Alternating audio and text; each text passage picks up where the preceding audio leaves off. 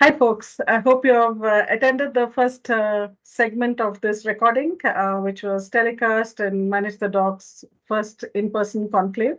We had Susan Blocker and Akash Dubey with us for a rapid fire segment, and we're continuing the discussion on the last question because it was so interesting. So, welcome back, Susan and Akash. And Akash, we were talking about how leaders can go from light to bright. Do you want to talk a little bit more about your premise? What is it that what's your point there? Yeah. So I have read a lot of s- uh, articles and seen a lot of videos around leadership. They paint a picture of a very bad leader, almost like a villain, or a good leader, great leader. But there is not always these two far ends of the spectrum. There's something in between as well. Because of so many leadership sessions and series is available and these videos available, people are aware what it takes to be a leader, right? Mhm. So it's not everybody is at this far end of the spectrum, this side or the other side. However, many of them are struggling to be to the extreme right of how do you become from good to great. So they are good leaders, they are putting in their best. However, are they sort of getting in, are they able to take their skills to the next level? Are they getting from good to great? What does it take to get there? That is what I was Okay. discussing with you, Sandhya. And what are Yeah. the things that will take them to that next level? Okay. Yeah. That's great. Yeah, we were talking about this. So in this, we often hear this, and yeah, there are these tropes of, the good and bad leader. So the question is, if can leaders be made and not just born? Often people say that, this person is a born leader. So Susan, what do you think about that?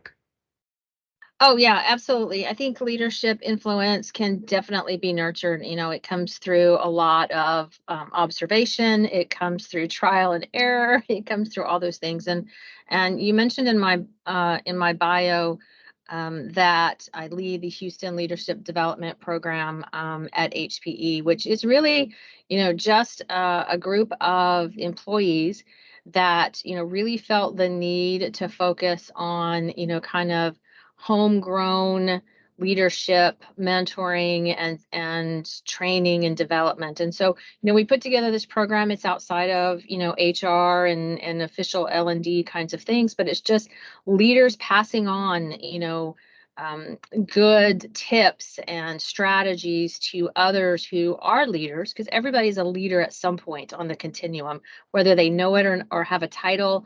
And definitely, I think it's something that can be developed. There are strengths that some people have that help them progress more naturally, but it's definitely something that can be developed, and we see it every day, all around us, every time we're interacting with people. Yeah. And Manage the Docs is actually very similar, except it's at the industry level. Hmm. I think Akash and other leaders have been, contributing to the industry, trying to develop the Indian technical communications industry. So, the initial focus was on technical writers, and as the industry grew over here, now that the industry has reached maturity, what we felt was, maybe leadership and management, needs a boost and needs more. There are enough practitioners here, they can share tips. And, that was the thought process with starting Manage the Docs. Right, Akash? Yes, that is right. Yeah, because a lot of Yeah. people are aspiring leaders and they just need Yeah. these tips. They need that guidance, little bit of hand holding. Once they get that, then they are able to get past the chasm and get to across the chasm. Yeah. So how can they get across? So getting to that question. So now we agree, all three of us, that yes, leaders can be honed and developed and nurtured, but to the point about how can they become not just a good leader, but a great leader, right? With everything that's available. Susan, do you have some thoughts on that? And can everyone actually be a great leader? Yeah, I think so. I think the mentoring is a very big piece of it, whether it's one-on-one or in a group setting. In a group setting, that might be more in the form of a networking. But really, I think observing, and I think we talked about it, ahead of time, observing the good and the bad, don't do that. I mean, that's a great lesson, right? And we'd rather learn that from somebody else's, situation than from our own. But, I think networking with other people, having folks that you can, coaches or colleagues that you can confide in when you're struggling with something to get feedback. I mean, I think all of these situations, you have to rely on others to grow in your leadership.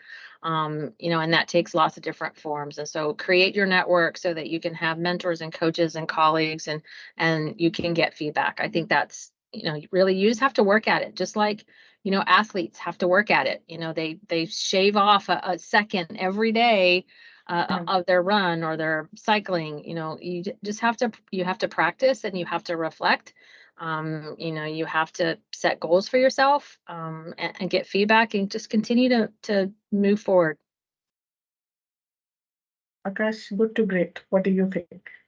Yeah, like I mentioned, I'm passionate about this topic, and there are several aspects to it. Understanding the business, that's the first. I start with that because if you align to the right goals of the company, you are able to deliver on what's expected. That's the most important thing. Then to ensure that you deliver with high quality, you need to focus on execution. You need to ensure what is the expectation. You need to understand what's the expectation and then define that very well clearly with those goals, milestones, and do it. Get it done. Following up, following through. Those are very, very important things. Many times people come up with ideas, they falter in execution because they are not regularly following up. So understanding that. And the other important thing is building a network, like Susan was already mentioning. It is so important to know people in different departments across the company to be able to understand what different departments' incentives and pain points are. Because if you understand people's incentives, it's easier to then align and say, here's what I can give you. Can you give this back to me? At the end of the day, there is some bit of transaction through your relationship. So you need to understand all of those nuances and then forge forward. And for me, I think yes, I think everybody with the right intent, right? I think can develop themselves for sure. I'm passionate about leadership development. That's why we have started this because we can. If everybody is just open, as I mentioned, they need to be flexible. And there are some situations where they get stuck, which leads me to the next question. What are some scenarios where aspiring leaders tend to get stuck? We do have a lot of aspiring leaders, in our Manage the Docs groups as well, which shows that there is this intense desire to move ahead. But where have you seen some scenarios where they get stuck? Susan? I think it's easy for new leaders to get stuck when the situation changes, when their team or their organization direction changes and the context changes around them. And they have to reset. I mean, I think leaders often have something in mind, as we've mentioned before. And when that endpoint moves, you have to react to it and you have to reflect. And I think sometimes that kind of, stuns the leader. I was going to do this. And now you have to, redirect, whether it's a business directional change or organizational change, whatever that is. And I think other times, leaders who have been leaders for a long time can get stuck when they get too comfortable. They've already overcome all their challenges and, they've honed the execution. And then it's like, well, what do I focus on now? The engine's running, what do I do? And so I think new leaders get stuck in certain situations and experienced leaders get stuck in different situations, but they can all be overcome. Yeah. Yeah, we can have a whole session on this itself. Yes, okay. Your thoughts? Yeah. So I feel that many times new leaders, they get stuck in the negotiations as well as in convincing the other teams to do something for them. It's very hard. It's easy to convince your team that, hey, let's get this done. Even sometimes that's hard in a work culture. But influencing other teams and saying, hey, we need to get this done. My priorities are this. Can you also align your priorities to mine? That's hard. First, you need to understand their incentive. You need to understand their timelines. and then figure out where you can give up certain things and what is it that they can give you in return. So things like those, and that's where they get stuck. And then, as Susan mentioned, change management. It is hard when you have to bring in a new process, new changes that sometimes just impact your team. That also can be challenging to tell some of the team members, now you are not going to work on this, but work on something else. Why? Understanding the why and helping them understand it is tough. And I think for me, what I've seen is, when they you need to be open to feedback. I think when people are giving feedback to you, be open to it. Sometimes, people feel that they're already great leaders, right? So, but when you get feedback, take that. It is with the intent of, trying to develop you to great leadership. So it goes along with the flexibility part of it.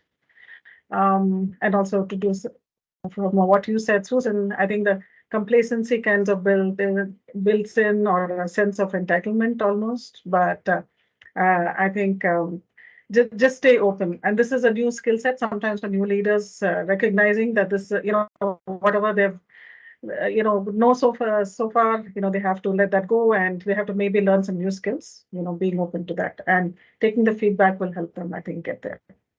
Yeah. Okay. On that note, Sandhya, yeah. there's just one thing I want to mention. There's a nice phrase that we use at Microsoft regularly, which is having a growth mindset. And always think about, don't be someone who says, who's focused on know it all, but the person should be learn it all. That's what it should be about. Yeah, and we have that at HPE as well. And I'm sure all good and great companies have that growth mindset for sure. So I think we've had a lot of discussion around this. Any last thoughts? And what do leaders need to do to propel themselves forward and achieve greatness? Any one piece of advice that you have for people for that? Susan? I would say, if you are an experienced leader and you feel like you've kind of stalled at some level in the organization, I would step back, and reflect. You've already gotten your initial credibility and your success has been achieved.